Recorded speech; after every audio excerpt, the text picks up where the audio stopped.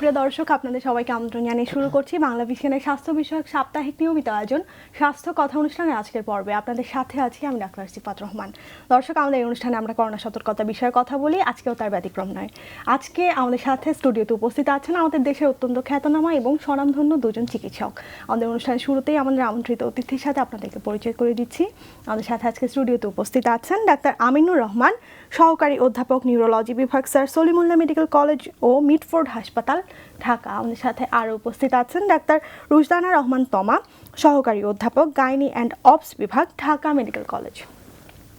দর্শক, আমাদের এই অনুষ্ঠানে আপনারা সরাসরি ফোন করতে পারবেন, করোনা সম্পর্কিত যে কোনো প্রশ্ন করতে পারবেন। এছাড়া আমাদের সাথে আজকে যেহেতু স্টুডিওতে একজন গাইনোকোলজিস্ট এবং একজন নিউরোলজিস্ট উপস্থিত আছেন, আপনারা কিন্তু মহিলাদের যে কোনো সমস্যা নিয়ে ফোন করতে পারেন এবং যে কোনো নিউরোলজিক্যাল সমস্যা নিয়েও আমাদের অনুষ্ঠানে সরাসরি ফোন করতে পারেন।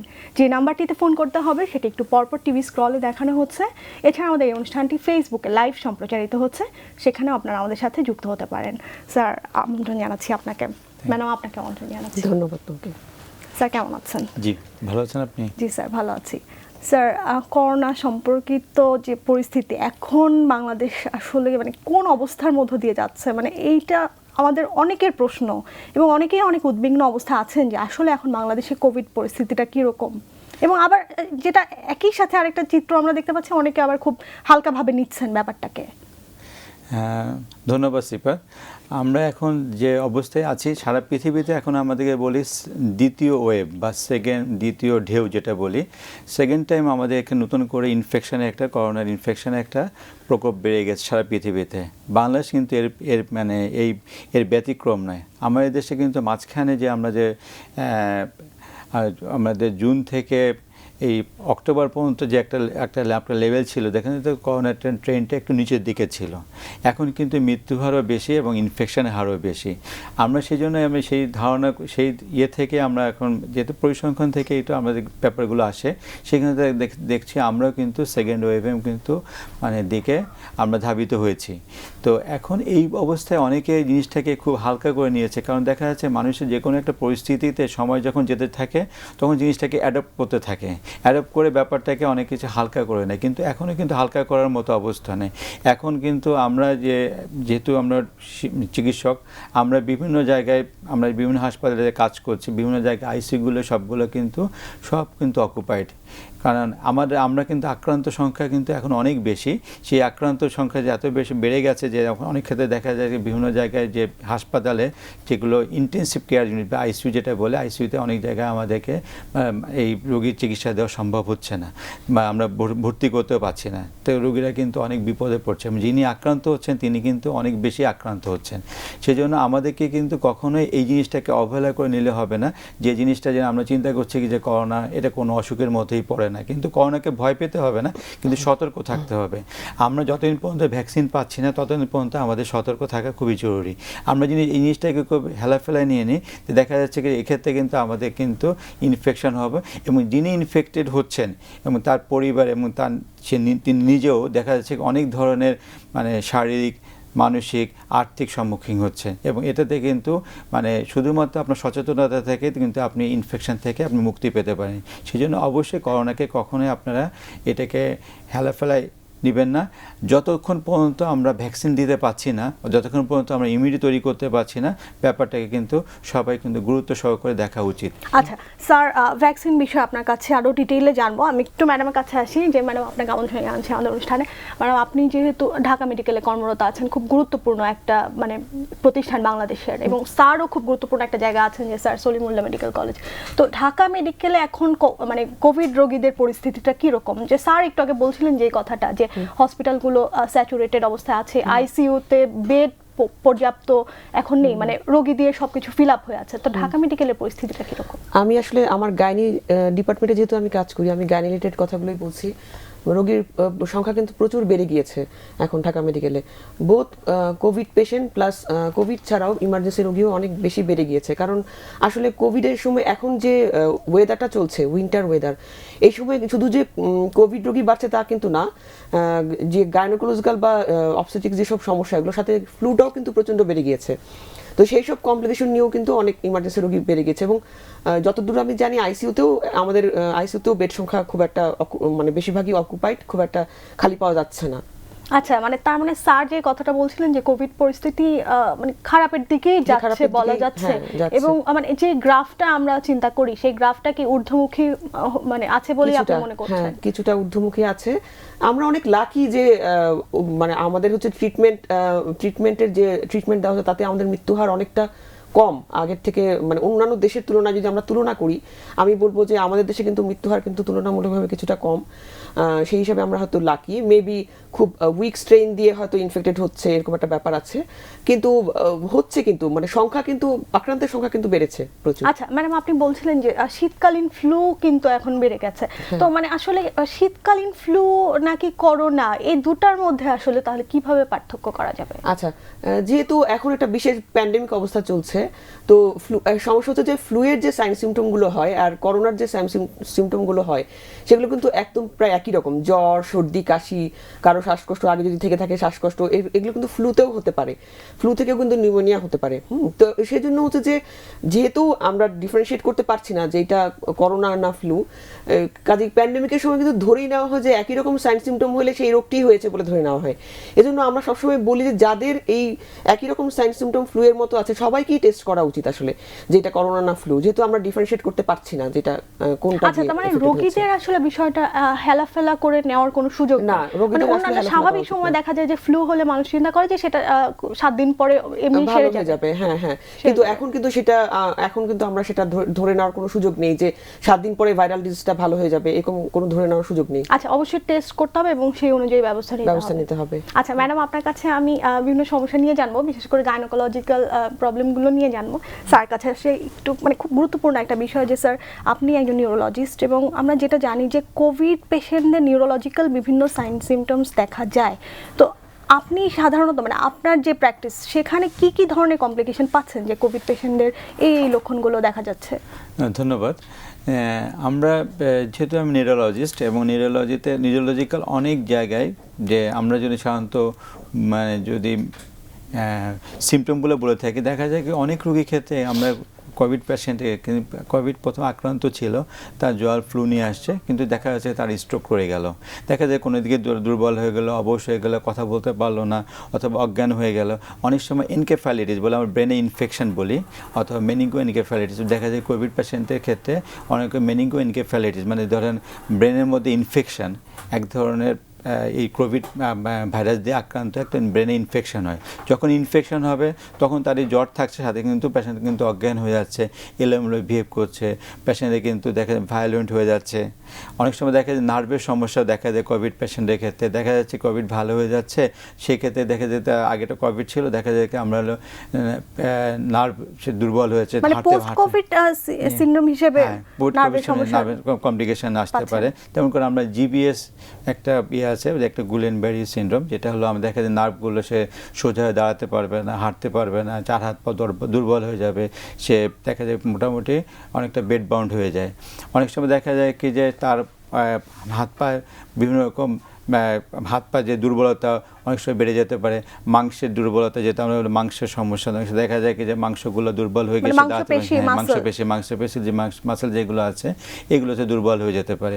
তো অনেক সমস্যা যে কিন্তু প্রথম দিকে তার কোভিড হলো, কোভিডের পরে দেখা যাচ্ছে ভালো হলো, অথবা তার এই কোভিডের সাথে সাথে অন্যান্য নিউরোলজিক্যাল ডিজিজগুলো তার মানে অনেক সময় ফ্লেয়ার আপ করে। দেখা যাচ্ছে এইসব ক্ষেত্রে রোগীর ক্ষেত্রে দেখা যাচ্ছে যে তাদের রোগ প্রতিরোধ ক্ষমতা মানে কম থাকে, যেমন কোনো ক্যান্সার থাকতেছে, কোনো ডায়াবেটিস থাকতেছে, অনেক সময় দেখা যায় ব্রঙ্কোজনিক কার্সিনোমা থাকতেছে, অথবা ব্রঙ্কিয়াল অ্যাজমা থাকতেছে। আচ্ছা, মানে কোমরবিড কন্ডিশনের ক্ষেত্রে হলো এই কমপ্লিকেশনগুলো একটু বেশি পাওয়া যাচ্ছে।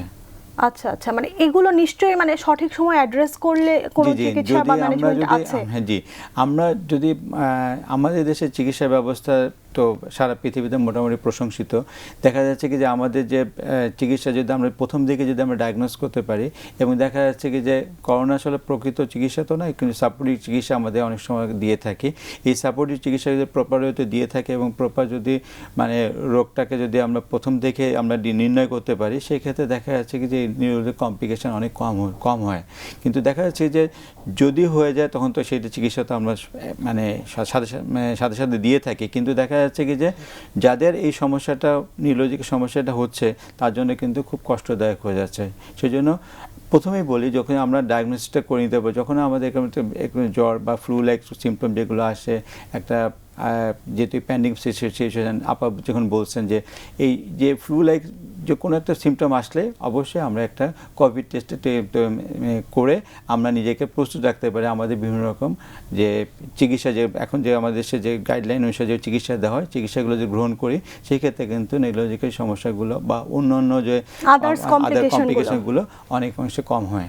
আচ্ছা, স্যার কাছে আসবো, একটু ম্যাডাম কাছে আসি। যে ম্যাডাম, এই কোভিড মানে সময়ে রোগীদেরকে বলা হচ্ছে যথাসম্ভব ঘরে থাকতে, মানে একদমই খুব সিরিয়াস কন্ডিশন না হলে আপনারা ডিসকারেজ করছেন যে রোগীটা হসপিটালে আসুক বা আপনাদের কাছে আসুক। তো গাইনোকোলজিক্যাল ঠিক কি ধরনের সমস্যা আছে যেগুলো নিয়ে আসলে রোগীদের ঘরে বসে থাকাটা মোটেই নিরাপদ হবে না? আচ্ছা, গাইনোকোলজিক্যাল সমস্যাগুলোকে কিন্তু আমরা দুভাগে ভাগ করতে পারি। একটা হচ্ছে ইমার্জেন্সি, যেগুলো অবশ্যই হাসপাতালে এসে ট্রিটমেন্ট নিতে হবে, আর একটা হচ্ছে যে নন ইমার্জেন্সি সমস্যা, যেমন হচ্ছে যে অনেকের অনেক দিন পর পর মাসিক হচ্ছে, অথবা এমন কোনো ফাইব্রয়েড টিউমার যেটা আছে যেটাতে ব্লিডিং হচ্ছে না, সেটা অনেকদিন ধরেই আছে, অথবা কারো প্রোলাপস বা জরায়ু বের হয়ে এসেছে, সেটা নিয়ে কিন্তু ওই মহিলা অনেকদিন ধরেই সাফার করছে বলতে হয়তো খুব একটা প্রবলেম হচ্ছে না। তো এখন মানে এই সময় কিন্তু এই নন ইমার্জেন্সি প্রবলেমগুলো নিয়ে যতটা কম আসা যায় ততটা আমরা এনকারেজ করছি। আর খুব ইমার্জেন্সি কন্ডিশনগুলো, যেমন একটোপিক প্রেগনেন্সি, মানে জরায়ুর ভিতরে প্রেগনেন্সি না হয়ে প্রেগনেন্সিটা হয়েছে টিউবে অথবা ওভারিতে, এটা কিন্তু যে কোনো সময় রাপচার হয়ে বা ফেটে যে রোগী আশঙ্কা অবস্থায় রোগী মারাও যেতে পারে। তো এই ধরনের ইমার্জেন্সি যদি থাকে অবশ্যই হাসপাতালে আসতে হবে। আর হচ্ছে ওভারিয়ান টিউমার ছিল আগে, টুইস্টেড হয়েছে, খুব ব্যথা, এইগুলোও ইমার্জেন্সি হতে পারে, এরা আসতে পারে। আর হচ্ছে তার প্রেগনেন্সি ছিল, এখন ইনকমপ্লিট অ্যাবর্শন হয়েছে, মানে এমন রক্তপাত হচ্ছে যে একেবারে রোগী খারাপ হয়ে যাচ্ছে, এদেরও কিন্তু বা একটু রক্তপাত হচ্ছে, সেটা একসময় ইনকমপ্লিট হতে পারে, এদের হচ্ছে আসা উচিত। আর হচ্ছে এমন ফাইব্রয়েড টিউমার আছে যেগুলো এমন ব্লিডিং হচ্ছে বারবার করে যে একদম রোগী অ্যানিমিক, হিমোগ্লোবিন 4, 5, 6 এরকম হয়ে যাচ্ছে, এদেরও হাসপাতালে আসা উচিত, কারণ এরাও ইমার্জেন্সি হতে পারে। তো গাইনোকোলজিক্যাল এই সমস্যাগুলো যদি কারো থাকে তাহলে আমি বলবো যে এদের হাসপাতালে আসা উচিত। কারণ আমরা চেম্বারে যখন দেখছি বা হাসপাতালে দেখছি আউটডোরে আসছে, তখন দেখা যাচ্ছে যে নন ইমার্জেন্সি রোগীরা কিন্তু বুঝতে পারছে না যে আমার এটা ইমার্জেন্সি, এটা যাওয়া উচিত, বা এটা ইমার্জেন্সি না, এখন আমার না বের হলেও চলবে, এটা কিন্তু রোগীরা বুঝতে পারছে না। কিন্তু আমার মনে হয় এই জিনিসটা সচেতনতা সব মহিলাদের থাকা উচিত যে আমার কোন জিনিসটা নিয়ে এখন আমার বের হওয়া উচিত বা হাসপাতালে যাওয়া উচিত। যেহেতু হাসপাতালে একটা সবসময় ইনফেকশন বেশি হয়, হসপিটাল অ্যাকুয়েট ইনফেকশনগুলো তো বেশি হয়, কাজে ওই এরিয়াগুলোতে যত কম যাওয়া যায় রোগীদের, আমি বলবো ততই ভালো। আচ্ছা ম্যাডাম, এখন মানে গাইনোকোলজিক্যাল যে সার্জারিগুলো আছে সেগুলোর কি অবস্থা? সেগুলোকে আপনারা নিয়মিত কার্যক্রম পরিচালনা ইলেকটিভ সার্জারি, প্রথম দিকে আমরা ইলেকটিভ সার্জারি একেবারেই বন্ধ করে দিয়েছিলাম। আর এখন যেসব ইলেকটিভ সার্জারি আমরা মনে করছি যে না হওয়া উচিত, যেমন ক্যান্সার রিলেটেড সার্জারিগুলো, ক্যান্সার রিলেটেড সার্জারিগুলোকেও কিন্তু আমরা হচ্ছে যে যতটা কেমোথেরাপি বা রেডিওথেরাপি যেসব অপশনগুলোতে দেওয়া যায়, যেমন ক্যান্সার সার্ভিক্স কিন্তু রেডিওথেরাপিতেও যে রেজাল্ট আসে সার্জারিতেও অনেকটা একই রকম কাছাকাছি রেজাল্ট আসে। যেমন এখন বলা হচ্ছে যে ক্যান্সার সার্ভিক্সেও কেমো রেডিয়েশনটা দেওয়া। তারপর হচ্ছে যে ওভারিয়ান ক্যান্সার, যেটা ওভারিয়ান ক্যান্সারেও কিন্তু বলা হচ্ছে যে কেমোথেরাপি দিয়ে যতটা তাকে সাপ্রেস করে রাখা যায়, পরবর্তীতে একসময় যখন একটু টিউমারের সাইজ কমে যাবে তখন হয়তো অপারেশন লাগতে পারে, বা জরায়ুর টিউমারও কেমো রেডিয়েশন দিয়ে কমিয়ে রেখে তারপরে অপারেশন আমরা বলছি। এরকম খুব ইমার্জেন্সি যে সার্জারিগুলো ওগুলো আমরা ভর্তি হতে বলছি, কিন্তু যেসব ইলেকটিভ সার্জারি করতে হবে এগুলো আসলে আমরা এখন ডিসকারেজ করছি যত কম আসা যায়। কিন্তু যে আমি একটা কথা আগে বললাম যে অনেক বেশি ব্লিডিং ফাইব্রয়েড তার হতেই হবে, তাকে আমরা হসপিটালে ভর্তি করে তার আগে 3 দিন বা 4 দিনের মধ্যে কোভিড টেস্ট করে নেগেটিভ করে তারপর হচ্ছে আমরা সেই সার্জারিগুলো করছি। আচ্ছা, মানে অবশ্যই আগে স্ক্রিনিংটাকে আমরা গুরুত্ব দিচ্ছি, এবং জিএ লাগছে এরকম সার্জারি আমরা আসলে অ্যাভয়েড করছি, কারণ যতটা সম্ভব অ্যাভয়েড করার চেষ্টা করছি, কারণ জিএতে অ্যারোসল জেনারেটিং ইনফেকশনগুলো বেশি হয়, বা জেনারেলাইসিসে অ্যারোসল জেনারেশনটা বেশি হয়। এই জন্য হচ্ছে যে যেসব স্পাইনাল অ্যানেস্থেসিয়া যেসব অপারেশনগুলো করা যাচ্ছে সেগুলোকে আমরা বেশি এনকারেজ করছি করার জন্য। আচ্ছা ম্যাডাম, আপনার কাছে আবার ফিরে আসবো, একটু স্যারের কাছে আসি। যে স্যার, আমরা অনেক ক্ষেত্রে দেখতে পাচ্ছি যে রোগীটা হয়তো কোভিড থেকে সেরে উঠলো, মানে তার টেস্ট নেগেটিভ আসলো, কিন্তু হঠাৎ করে দেখা গেল যে সে স্ট্রোক করলো, মানে এটার আসলে কারণটা কি? আচ্ছা, এর আগে আপনাকে বললাম যে নিউরোলজিক্যাল কমপ্লিকেশন কোভিডে কিন্তু অনেক অনেক কমন এখন। দেখা যাচ্ছে কি যে তার একটা কোভিড ছিল, কোভিডের পরে দেখা যাচ্ছে তার এই কোভিডের মানে কমপ্লিকেশনে একটা স্ট্রোক হতেই পারে, কিন্তু দেখা যাচ্ছে এই মেকানিজম কিন্তু এখন আননোন। তো এই পেশেন্টের যদি কোনো কোমরবিড কন্ডিশন থাকে, সেমন ডায়াবেটিস থাকলো, প্রেশার থাকলো, দেখা যাচ্ছে কোনো হার্টের সমস্যা থাকলো, সেক্ষেত্রে কিন্তু সে স্ট্রোক করতে পারে। তাহলে আমরা কিন্তু এখানে কোভিডের সাথে তাকে মিলাতে পারবো না। কিন্তু দেখা যাচ্ছে কি যে কোভিড হলে অনেক সময় থেকে স্ট্রোক করতে পারে, কিন্তু সেটা হলো দেখা যাচ্ছে কি যে কোভিড ইনফেক্টেড অবস্থায় আছে, সময় যাচ্ছে, দেখা যাচ্ছে কি যখন তার একটু সময় বেশি দিন যাবে, মনে করেন অ্যারাউন্ড 1 উইক বা 2 উইক্সের মধ্যে যদি তার কোভিড থাকা অবস্থায় যদি তার স্ট্রোক করে থাকে, তাহলে সেটাকে বলবে কোভিড রিলেটেড স্ট্রোক, মানে নিউরোলজিক্যাল কমপ্লিকেশন।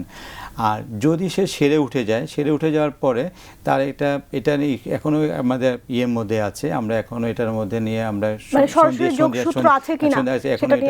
এখনো সন্ধিয়ান, কিন্তু দেখা যাচ্ছে তার এই যে যাদের কমপ্লিকেশন যেগুলো হচ্ছে তাদের সাথে কোমরবিড কন্ডিশনগুলো থেকে যাচ্ছে। সে ডায়াবেটিস থাকছে, প্রেশার থাকছে, তো এই যদি ডায়াবেটিস প্রেশার যদি থাকে তাহলে থেকে স্ট্রোকের চান্স, রিস্ক ফ্যাক্টর যেটা বলি, অনেক বেশি চান্স থেকে যায়। তো সেক্ষেত্রে তার স্ট্রোক করতে পারে। তো এখন সরাসরি কিন্তু ওইভাবে যোগসূত্রটা আপনারা বলতে পারছি না, কিন্তু দেখা যাচ্ছে কি যে যাদের কোভিড ছিল, এই কোভিডের ইনফেকশন থাকা অবস্থায় কিন্তু তার দেখে বিভিন্ন রকম ডিজিজ চলে আসছে, যখন চলে আসে তখন সেটাকে আমরা বলছি কি যে কোভিড রিলেটেড কমপ্লিকেশন। আচ্ছা স্যার, আমি আরেকটা বিষয় একটু আসতে চাই, যে রিকারেন্স।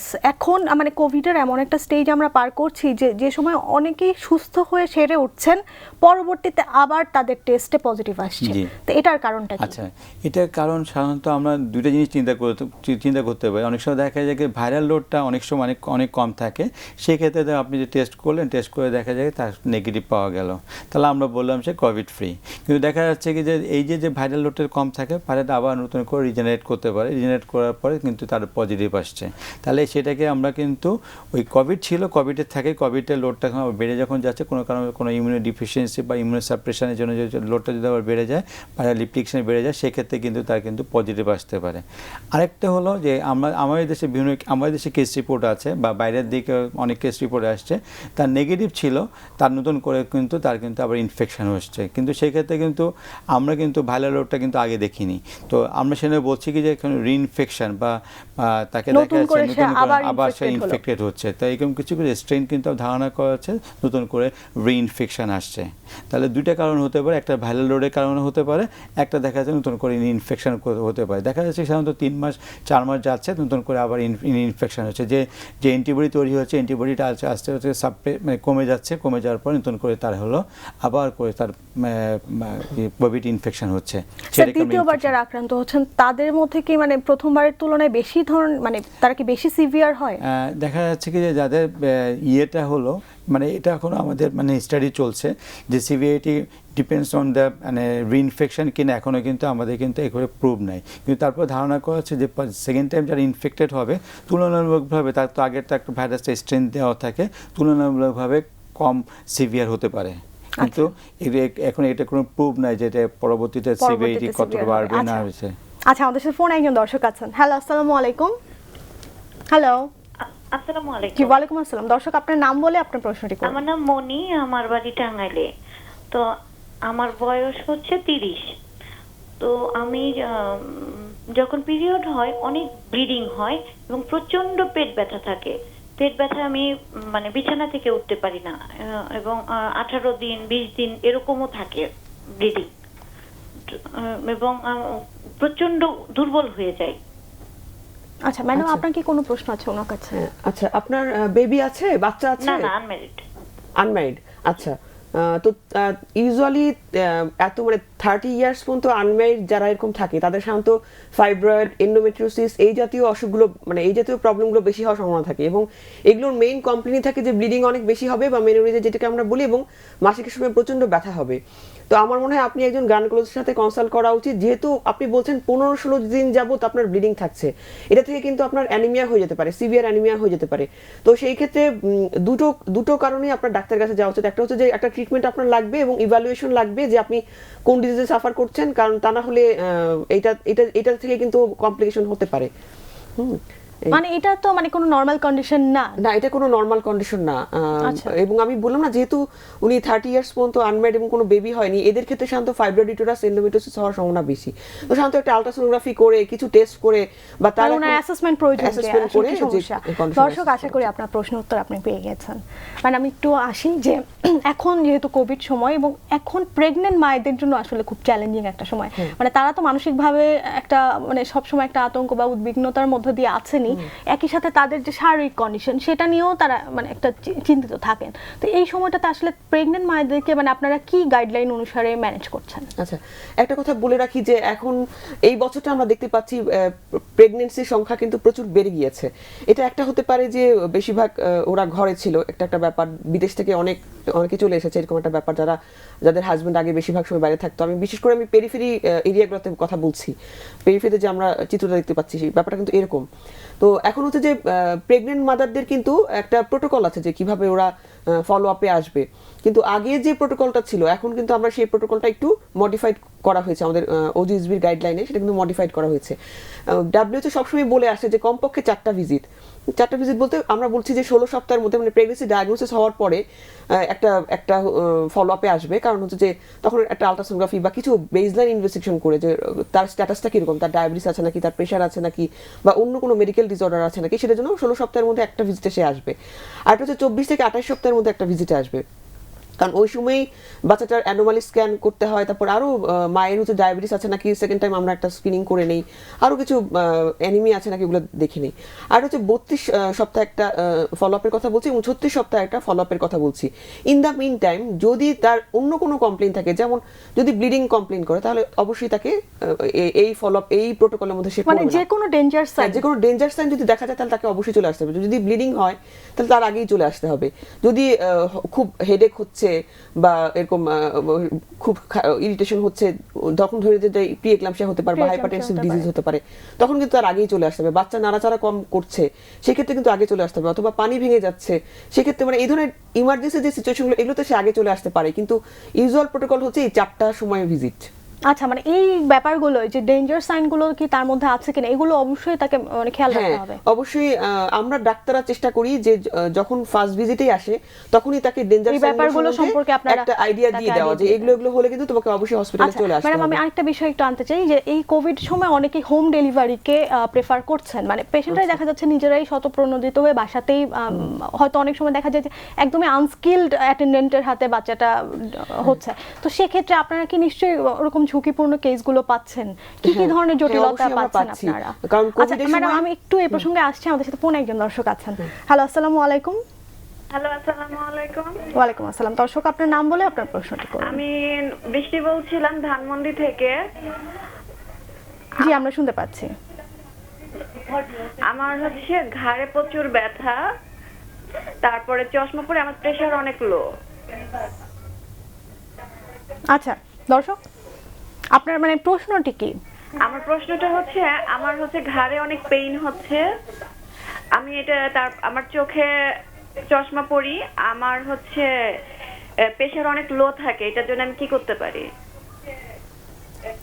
আমার মনে হয় এটা আমিনুর ভাই ভালো অ্যানসার দিতে পারবেন। ধন্যবাদ।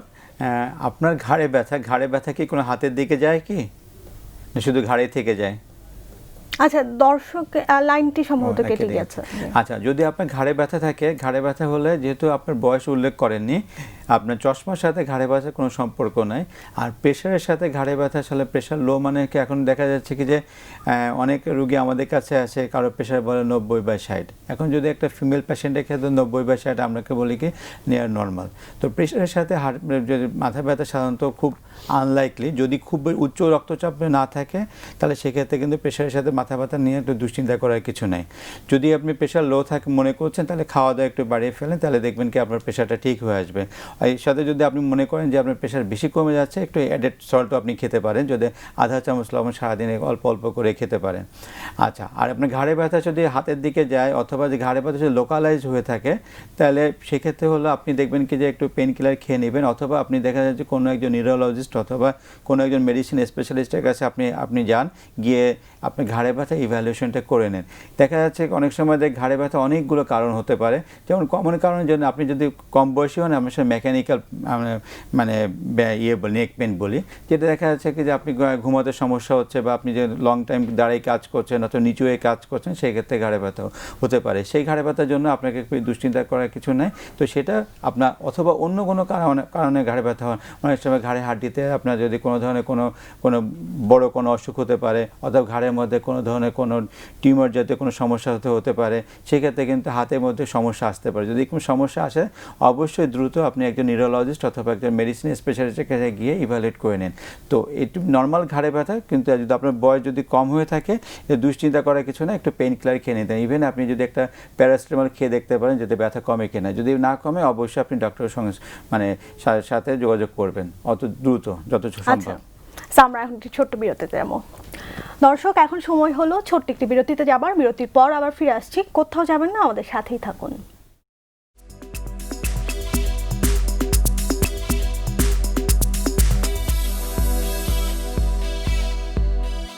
দর্শক, বিরতি শেষে ফিরে এলাম স্বাস্থ্য কথা অনুষ্ঠানে। কথা বলছি করোনা সতর্কতা বিষয়ে। আর আমাদের সাথে আজকে স্টুডিওতে উপস্থিত আছেন ডাক্তার আমিনুর রহমান, আমাদের সাথে আরও উপস্থিত আছেন ডাক্তার রুশদানা রহমান তমা।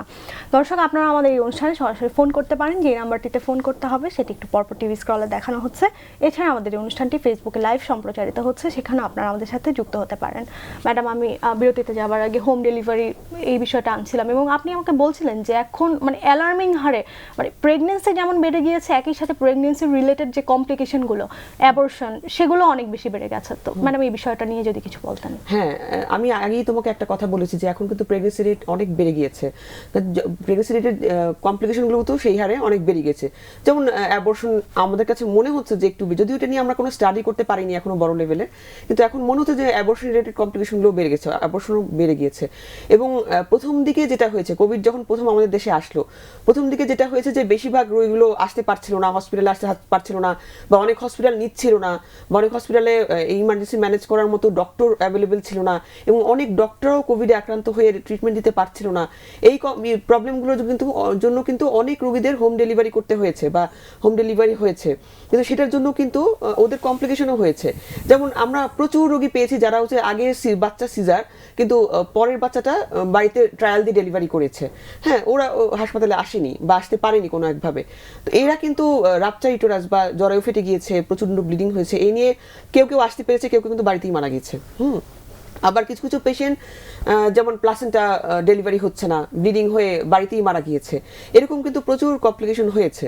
হ্যাঁ, বলা হচ্ছে যে হ্যাঁ হোম ডেলিভারি কিছুটা বেড়েছিল, কিন্তু হোম ডেলিভারি রিলেটেড যে কমপ্লিকেশনগুলো সেগুলো কিন্তু বেশিরভাগ ক্ষেত্রে কিন্তু মানে অদক্ষ যে অ্যাটেন্ডেন্ট বা ধাত্রী তাদের দিয়ে এই ডেলিভারিগুলো ওরা কিন্তু অনেকে অ্যাসেস করতে পারেনি যে কোন সময়টা একটা রোগীকে রেফার করা উচিত। হ্যাঁ, প্রথম দিকে যখন একটা পেশেন্টের ডেলিভারি পেইন স্টার্ট হয়, মনে করেন যে আগে কোনো সিজার নেই, নর্মাল ডেলিভারি হওয়ার মতো যখন স্টার্ট হয়, তখন কিন্তু মোটামুটি একটা এক্সামিনেশন করে আমরা বুঝতে পারি যে তার প্রোগ্রেস করার কতটুকু প্রোগ্রেস করতে পারে, সার্ভিস কতটুকু ওপেন হলো বা কতটুকু প্রোগ্রেস করতে পারে। এটা কিন্তু যদি একটু অদক্ষ দায়ী হয় বা দক্ষতা না থাকে, সে কিন্তু এটা অ্যাসেস করতে পারবে না, বা হচ্ছে যে বাচ্চাটার পজিশন কেমন, তার নর্মাল ডেলিভারি অ্যালাউ করা উচিত কি উচিত না, সেটা কিন্তু অদক্ষ দায়ীরা পারবে না।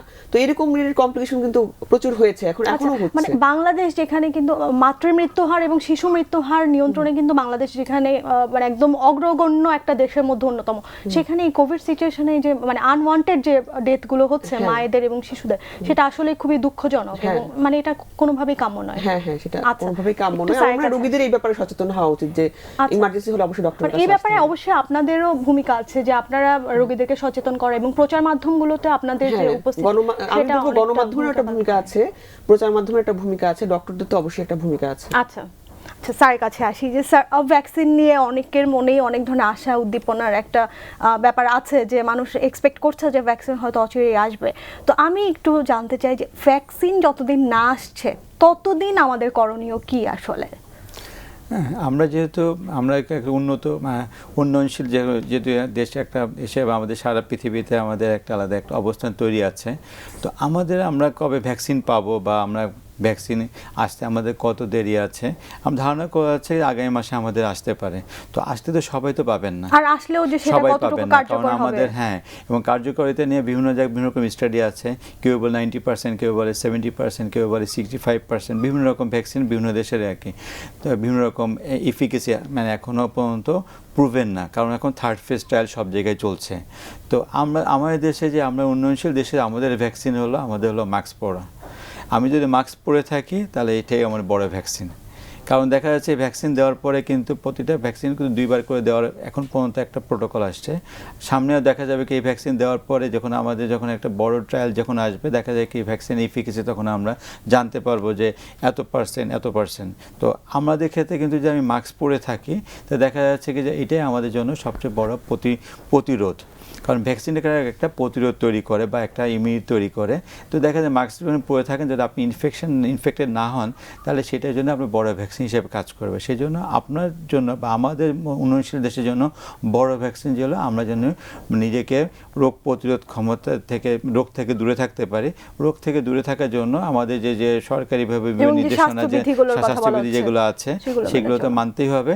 আর অবশ্যই আমাদের কিন্তু যখন আমরা কোনো পাবলিক প্লেসে যাব, বাইরে যখন যাব, তখন কিন্তু অবশ্যই মাস্ক পরে থাকবো এবং যতটা সম্ভব আমরা এখনো পর্যন্ত যতটা সম্ভব বাইরে কম যেতে পারবো, মানে সাধারণ লোকের সোশ্যাল গ্যাদারিংগুলো। এখন দেখা যাচ্ছে কি যে বিভিন্ন জায়গায় এই যে বিভিন্ন গেট টুগেদার করছে, বিভিন্ন জায়গায় বেড়াচ্ছে, সামাজিক আচরণগুলো অনেকটা নরমাল হয়ে আসছে। আমাদের হাতে সময় কম, তো আমি শেষ করবার আগে আপনার কাছে যে আমার শেষ প্রশ্নটা, আপনি একজন নিউরোলজিস্ট, ভীষণ গুরুত্বপূর্ণ একটা স্পেশালিটিতে আপনি আছেন। তো আমাদের দেশে দেখা যায় যে রোগীরা আসলে বুঝতে পারে না যে কখন আসলে তার কোন ডাক্তারের শরণাপন্ন হওয়া দরকার। তো একটু আমি আপনার কাছে জানতে চাই যে নিউরোলজিক্যাল আসলে কি সমস্যা হলে রোগী বুঝবে যে তার একজন নিউরোলজিস্টের কাছে যাওয়া উচিত? জি, ধন্যবাদ। যে আমরা আসলে যখন আমরা নিউরোলজিস্ট হিসাবে যখন প্র্যাকটিস করি, দেখা যায় কি আমরা অনেক পরে দেখা যায় কি রোগীগুলো পেয়ে থাকি। তো নিয়ম হলো যে সাধারণত একটা জিপির কাছে, জেনারেল ফিজিশিয়ানের কাছে গেলে তারা রেফার করার নিয়ম সারা ওয়ার্ল্ডে এইভাবে করে সম্ভব। কিন্তু দেখা যাচ্ছে কি আমাদের ক্ষেত্রে রোগীরা অনেক সময় সরাসরি বিশেষজ্ঞের কাছে চলে আসার প্রবণতা আছে। তো দেখা যাচ্ছে কি আপনি যদি কোনো রোগী যদি কোনো দিকে কোনো হাত পা যদি কোনো দিকে দুর্বল হয়ে যায়, বা অথবা সে দেখছে সোজা দাঁড়াতে পারছে না, দেখা যায় কোনো দিকে অবশ হয়ে গেল, তারপর দেখা যায় কি মাংস কোথাও কোনো মাংস যদি কোনো কম্পন তৈরি হয়, হাত পা কম্পন তৈরি হয়, যদি তার মাথা ব্যথা, প্রচণ্ড মাথা ব্যথা হয়, যদি ঘাড়ে ব্যথা হয়, দেখা যায় কোমরে ব্যথা, পিঠে ব্যথা, এরকম যদি কোনো সমস্যাগুলো হয়, হাত পা ঝিঝি করে, তারপর দেখা যাচ্ছে কি যে সে যদি হঠাৎ করে চোখে না দেখে, তাহলে দেখা যাচ্ছে তার যদি কনভালশন যে খিঁচুনি যদি হয়, তাহলে এইসব কারণগুলো তো অবশ্যই আপনি একজন নিউরোলজিস্টের সাথে শরণাপন্ন হবেন এবং নিউরোলজিস্টকে আপনার রোগটা ধরে আপনাকে প্রকৃত চিকিৎসা দিতে পারবেন। দেখা যায় যে অন্য জায়গায় যদি যান, তারা আপনাকে রেফার করে দেবে, অংশ দেখা যায় অনেক দেরি হয়ে যায়। আমরা যখন রুগী পাই, দেখা যায় একটা টিউমার পিঠের মধ্যে ব্যথা নিয়ে আসছে, হাত পা অবশ হয়ে গেছে, আমরা কিন্তু পাচ্ছি কিন্তু অনেক দূরে করে পেয়ে আমরা তাকে চিকিৎসা দিচ্ছি, দেখ সেই টিউমারটা এক্সটেন্ড করে গেল। তো সেই ক্ষেত্রে হলো অবশ্যই এই সমস্যাগুলো আমি আগে বললাম, এই সমস্যাগুলো হলে একজন নিউরোলজিস্টের কাছে আপনি যাওয়ার চেষ্টা করুন, অথবা আপনি যদি নাও পারেন তাহলে একজন মেডিসিন বিশেষজ্ঞের কাছে গেলে ওনারাই হয়তো বা আমাদের কাছে রেফার করে দেবেন যে আপনি নিউরোলজিস্টের কাছে যান। এবং আমরা জানি যে সরকারি খরচে ন্যাশনাল ইনস্টিটিউট অফ নিউরোসায়েন্স, সেখানে মানে আধুনিক চিকিৎসা দেওয়া হয় এবং বিশ্বমানের চিকিৎসা দেওয়া হয়, রোগীরা চাইলে সেখানেও যেতে পারে। আচ্ছা, আপনাকে অসংখ্য ধন্যবাদ। আমি ম্যাডামের কাছে আসছি যে ম্যাডাম আমাদের সময় কম, তো শেষ করবার আগে দর্শকদের জন্য কিছু বলতে চান কিনা? আচ্ছা, আমি অবশ্যই ভাই যে কথাগুলো বললেন, আমাদের জন্য ভ্যাকসিন কিন্তু আসলে মাস্ক। আমাদের কিন্তু ভ্যাকসিন কবে আসবে, যদিও বলা হচ্ছে যে আগামী মাসে, কিন্তু কবে আসবে সেটা এখনো ডিটারমাইন না, এবং আদৌ কতটুকু কার্যকারিতা ভ্যাকসিন সেটা আমরা বলতে পারছি না, এবং আদৌ এই কোভিড সিচুয়েশনে আমরা কতদিন থাকবো বলতে পারছি না। যে আমি বলবো সচেতনতার চেয়ে উপরে আর কিছু নেই। গ্রামে গঞ্জে আমরা যখন প্র্যাকটিস করতে যাই, তখন দেখি যে বেশিরভাগ মেয়েরাই বা মহিলারাই মাস্ক পরছে না, বা এটা যে একটা প্রতিরোধমূলক ব্যবস্থা হতে পারে সেটা তারা মানছে না। শুধু তাই না, একটা সোশ্যাল ডিস্টেন্সিং মেনটেন করা যে উচিত সেটাও তারা মানছে না। তো আমি বলবো যে এই যে এই হাঁচি কাশি টিকেট তারপর হচ্ছে যে এই যে সোশ্যাল ডিস্টেন্সিং, মাস্ক, এগুলো হচ্ছে যে পুরুষদের পাশাপাশি মহিলারা সবারই এটা মেনে চলা উচিত। এবং বিশেষ করে আমি গর্ভবতী মহিলাদেরকে বলবো, এরা একটা ইমিউনো কম্প্রোমাইজ সিচুয়েশন থাকে, এটা অনেকটা আল্লাহ রহমত বলবো যে গর্ভবতী মায়েদের কিন্তু কোভিড সিচুয়েশনের কমপ্লিকেশন ওরকম ভাবে হচ্ছে না, আমরা দেখতে পাচ্ছি না যে কোভিডের জন্য এক্সট্রা খুব একটা কমপ্লিকেশন হচ্ছে না। তারপরেও ওদেরকে তো একটা প্রিকশন মেনটেন করা উচিত, যেহেতু এই কন্ডিশনে কমপ্লিকেশন হলে ম্যানেজ করা কিন্তু খুব টাফ হয়ে যায় আমাদের জন্য, ওদের চিকিৎসা নেওয়াটাও খুব টাফ হয়ে যায়। এই জন্য আমি সবাইকেই বলবো যে যারা শহরে আছে, যারা গ্রামে আছে, সবাইকেই আমি জানাতে চাচ্ছি যে এই সচেতনতামূলক কর্মকাণ্ডগুলো আপনারা মেনে চলুন, চোখ নাক মুখ খোলা রাখুন, বা চোখ নাক খোলা রেখে আপনারা দেখুন যে পৃথিবীতে কি ঘটছে, আমাদের দেশে কি ঘটতে পারে, সেটা চিন্তা করে সবার একটা সচেতনতা মেনটেন করা উচিত। এবং খুব আর্লি ট্রিটমেন্ট, যেমন যার ডায়াবেটিস আছে সে আর্লি সেটা ট্রিটমেন্ট নেওয়া উচিত, প্রেগনেন্সি নেওয়ার আগেই সেটা ট্রিটমেন্ট নেওয়া উচিত। যার হাইপারটেনশন আছে বা ব্লাড প্রেশার বেশি আছে সে প্রেগনেন্সি নেওয়ার আগেই সেটা ডিটারমাইন করা উচিত সেটা আছে নাকি। কারণ যার ডায়াবেটিস, হাইপারটেনশন এগুলো যার আছে বা কোমরবিড কন্ডিশনগুলো যার আছে, এই অবস্থায় যদি কেউ প্রেগনেন্ট হয় এবং তার যদি করোনা হয়, তার ক্ষেত্রে কিন্তু কমপ্লিকেশন বেশি হওয়ার সম্ভাবনা থাকে। আচ্ছা ম্যাডাম, আপনার সাথে আমি দুটো কথা আর কি শুধু যুক্ত করে দিতে চাই, যে যারা এখনো প্রেগন্যান্সি প্ল্যান করেননি তাদের ক্ষেত্রে মনে হয় যে এই কোভিড সিচুয়েশনটা আসলে চলে গেলে তারপরে প্রেগন্যান্সি প্ল্যান করাটা এখানে একটা ব্যাপার আছে যুক্তিসঙ্গত যে হবে। হ্যাঁ, কোন রোগী আছে 30-35 বছর বয়স হয়ে গিয়েছে, তারা হয়তো আগে থেকে প্ল্যান করেছিল যে এই বছরটা তারা প্রেগন্যান্সি নেবে, ওদের ক্ষেত্রে তো আমি মানা করতে পারছি না, কারণ আমরা জানি না যে কবে কোভিড সিচুয়েশনটা যাবে। এদের ক্ষেত্রে আমরা অবশ্যই এটা প্রিকনসেপশনাল কাউন্সেলিং এর পরে একজন ডক্টরের সাথে ভিজিটের পরেই তার প্রেগন্যান্সি নেওয়া উচিত। আর যারা হচ্ছে ইয়াং, এখনো অনেক সময় আছে, তারা হচ্ছে আমি মনে করি যে বা আমাদের একটা গাইডলাইন এসেছে তাদেরকে যতটা সম্ভব প্রেগন্যান্সিটা অ্যাভয়েড করা উচিত এবং কন্ট্রাসেপটিভ প্র্যাকটিসটা এই সময় প্র্যাকটিস করা উচিত। আচ্ছা, আর ম্যাডাম আরেকটা কথা অ্যাড করব যে ভ্যাকসিন, মানে কেউ ভ্যাকসিন নিলেও যে স্বাস্থ্যবিধি সেগুলো মেনে চলতে হবে, স্বাস্থ্যবিধিগুলো আসলে ওভারলোক করার কোনো ধরনের সুযোগ নেই। স্যার নিশ্চয়ই আমার সাথে একমত হবেন। হ্যাঁ, ইয়েস, আমরা কিন্তু অবশ্যই কিন্তু আমরা কিন্তু সরকারি নির্দেশনা, যে স্বাস্থ্যবিধি যেগুলো আছে, যেটা আমাদের ডিজি হেলথ, যেটা স্বাস্থ্য অধিদপ্তর থেকে নির্দেশনা যেটা আছে, স্বাস্থ্য মন্ত্রণালয় থেকে নির্দেশনা যেটা আছে, অবশ্যই কিন্তু আমাদেরকে মেনে চলা উচিত এই কোভিড সিচুয়েশনের জন্য। মানে আমাদের শেষ মেসেজ হচ্ছে যে ভ্যাকসিন আসুক আর না আসুক, আপনারা আমাদের বড় ভ্যাকসিন হলো আমার স্বাস্থ্যবিধি, আমাদের বড় ভ্যাকসিন হলো আমাদের মাস্ক পরা। স্যার আপনাদের দুজনকে, স্যার ম্যাডাম দুজনকে অসংখ্য ধন্যবাদ আমাদেরকে সময় দেওয়ার জন্য। ধন্যবাদ।